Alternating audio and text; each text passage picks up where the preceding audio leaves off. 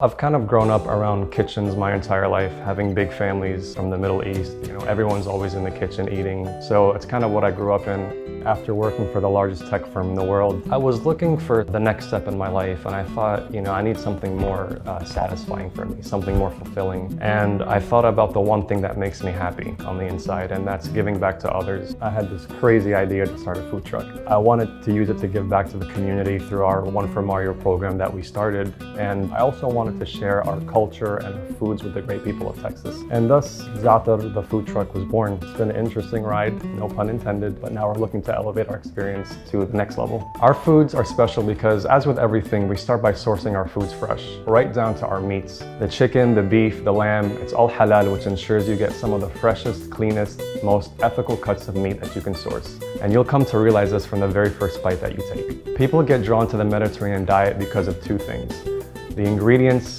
The food tastes absolutely amazing. And at the same time, it's known to be one of the healthiest cuisines out there. The lemons, the garlics, the herbs, the pure and clean meats, and of course, you can't forget about that rich olive oil.